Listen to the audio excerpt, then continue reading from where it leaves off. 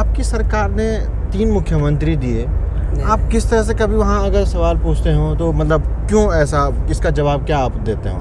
देखिए, तो एक सवाल इससे लगता ये भी है कि कई आपके ही या बीजेपी और कांग्रेस दोनों के बहुत शॉर्टकट में रहते हैं, बहुत जल्दी निर्णय ले लेते हैं और बगावत कर देते हैं या अपना दूसरा उस पार्टी बदल देते हैं। नमस्कार, मेरा नाम सौरभ गुसाई है और विधानसभा चुनावों के क्रम में हम आज पहुंच चुके हैं डोईवाला से। हमारे साथ इस समय डोईवाला से बीजेपी के अधिकृत प्रत्याशी ब्रिजभूषण गैरोला जी है। सबसे पहले गैरोला जी, आपको बहुत बहुत बधाई देता है। बहुत धन्यवाद गुसाई जी। गैरोला जी, डोईवाला से प्रत्याशी आपको बीजेपी ने बनाया है, किन संकल्पों के साथ और किन पुराने कार्यों के साथ जो आपने डोईवाला के क्षेत्र में किए हैं उनको लेकर आप चुनाव में जा रहे हैं? हमारी इस डोईवाला विधानसभा में देश के कई प्रमुख प्रतिष्ठान त्रिवेंद्र सिंह रावत जी ने मात्र अपने 4 साल के कार्यकाल में यहाँ पर खोले। सीपेट है, plastic institute of engineering college, यह अपने में बहुत महत्वपूर्ण ये प्रतिष्ठान है, जहाँ पर जो भी हमारा विद्यार्थी यहाँ से डिग्री पाता है इंजीनियरिंग करने के बाद जो है तत्काल उसको रोजगार मिलता है, जिसे कहते हैं हम लोग रोजगार परक शिक्षा। जिस धारणा को लेकर के हम लोग काम करते हैं, यहाँ के नौजवानों को उसमें रोजगार मिला है, रोजगार परक शिक्षा के। आपका नेशनल लॉ यूनिवर्सिटी, यह देश का 5वां विश्वविद्यालय लॉ यूनिवर्सिटी यहाँ पर खोला गया है, रानी पोखरी में खोला गया है।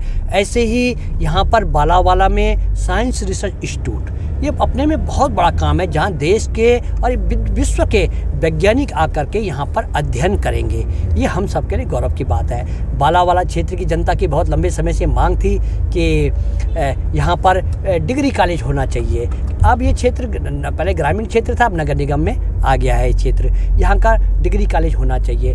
डिग्री कॉलेज यहाँ पर खुल गया है, ज़मीन की भूमि की व्यवस्था हो चुकी है और भवन भी बहुत शीघ्र बनेगा। लेकिन इसके साथ साथ यहाँ पर जो है ये जो बच्चों को बहुत दूर जाना पड़ता था, शहर देहरादून शहर के अंदर जाना पड़ता था, अब उनको कहीं दूर जाने की आवश्यकता नहीं पड़ेगी। ये हमारे लिए बड़ी बहुत अच्छा विकास का ये काम धरातल पे दिखता है।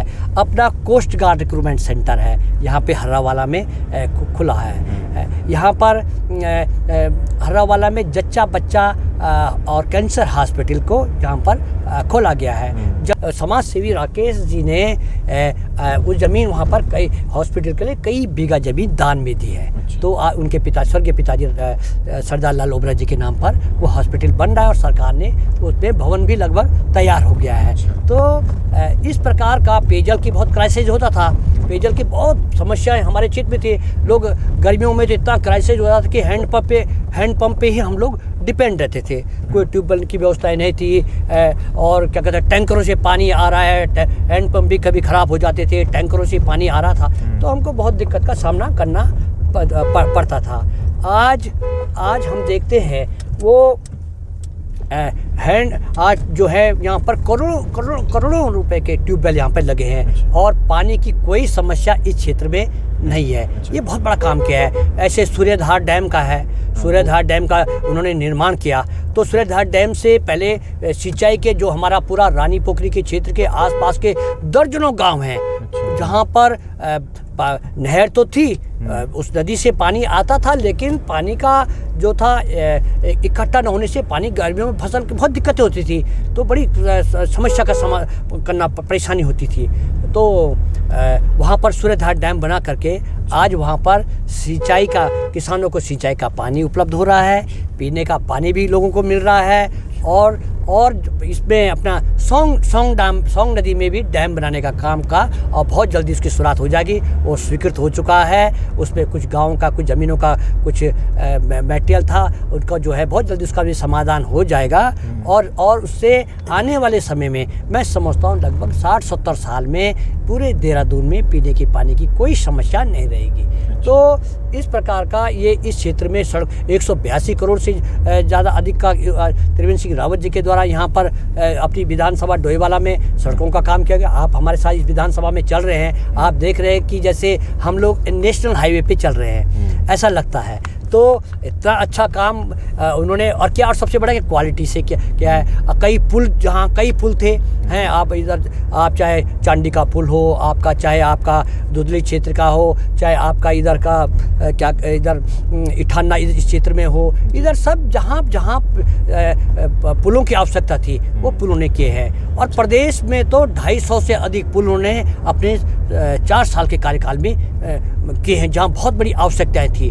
तो ये बहुत बड़ा काम उन्होंने किया है अपने कार्यकाल में। और मुझे ये डोईवाला विधानसभा में जो विधानसभा का प्रत्याशी बनाया, मेरे लिए तो बहुत बड़ा जिम्मेदारी का काम है। उन्होंने मेरे पे एक विश्वास करके के काम किया है, तो मेरे लिए भी आने वाले समय के लिए कि मैं यहाँ के लिए क्या कर सकता हूँ, तो मैंने प्रायोरिटी के आधार पर, प्राथमिकता के आधार पर, क्योंकि मैं इस विधानसभा में बहुत लंबे समय से जुड़ा हुआ हूँ। वैसे पूरे प्रदेश के पर्वतीय क्षेत्र में मेरा प्रवास होता है, लेकिन विशेष करके डोईवाला विधानसभा में मेरा बहुत लंबे समय से मैं यहाँ पर जुड़ा हुआ रहा हूँ। और मैं यहाँ पर जो चाहे यहाँ का पर्वतीय क्षेत्र है, क्योंकि इस विधानसभा में एक तरफ सतेली का बहुत दुर्गम क्षेत्र है, अपना बडेना, इठाना, लड़वाकोट, धारकोट जैसे दूरस्थ पर्वतीय क्षेत्र के दर्जनों गांव हैं, थानों पंचायत के दर्जनों गांव हैं। और तो उनकी वहाँ पे भी हम विकास के लिए क्या काम कर सकते हैं, क्योंकि काफ़ी जहाँ सड़कें नहीं थी वहाँ पे उन्होंने निर्माण किया है, पीने का पानी की व्यवस्थाएं करी हैं। इठाना इंटर कॉलेज जो हमारे पर्वतीय क्षेत्र का इंटर कॉलेज है, भवन बिल्डिंगें जर्जर थी, बड़े बड़े वादे करते थे, साढ़े 4 करोड़ रुपया इठाना बिल्डिंग के भवन के लिए, इंटर कॉलेज के उनके द्वारा दिया गया। ऐसे बहुत से स्कूलों कॉलेज उनके द्वारा किया गया है। अब मेरे इस विधानसभा में लगभग इस विधानसभा का मैं पूरा कई बार भ्रमण कर चुका हूँ। मैं यहाँ की पूरी भौगोलिक स्थिति से भली भांति परिचित हूँ, और मैं यहाँ पर क्या किया जा सकता है आगे के लिए। आखिर अगर इस विधानसभा को हम एक आदर्श विधानसभा बना रहे हैं, बनी है, तो इसको और आगे अग्रसित करने के लिए हम लोग क्या कर सकते हैं, इसके लिए मैं बहुत प्रयास कर रहा हूँ। और मेरा पूरा मैंने रोड मैप एक विधानसभा के डेवलपमेंट के लिए बनाया है। मैंने पूरा रोड मैप बनाया है कि कैसे हम लोग इस विधानसभा का डेवलप कर सकते हैं, कैसे हम यहाँ का विकास कर सकते हैं, इसके लिए मैंने पूरा रोड मैप बनाया है। और उसके लिए क्या प्लानिंग होगी, और निश्चित तौर पर हम सब लोग इस काम को आगे बढ़ाएंगे, है ना, इस काम को आगे बढ़ाएंगे। ये मुझे पूरा मुझ पे मैंने अपने बल्कि क्षेत्र की जनता से मैंने कहा भी है, और उनसे कि मैं खाली घोषणाएं या कोई बातों पे विश्वास नहीं रखता हूँ। जो काम होना है, जो धरातल में दिखना चाहिए, वो मैं काम करूँगा। और इस विधानसभा के लिए नौजवानों के हाथों के लिए क्या रोज़गार हो सकता है, उनके रोज़गार के सृजन के लिए क्या हम कर सकते हैं, यहाँ के मातृशक्ति के लिए, बहनों के सशक्तिकरण के लिए हम लोग क्या कर सकते हैं, ये इसके लिए मैं प्रयास करूँगा। और जैसा कि महिलाओं के लिए भी हमारे यहाँ समूह बने हैं, समूहों के लिए भी हमारी सरकार ने 5 लाख तक का ऋण जो है 0% ब्याज पर दिया है। तो ये हम सब लोग इसके लिए हम लोग काम करेंगे, ऐसा मेरा मैं जनता से पूरा वादा मैंने किया है। और मैं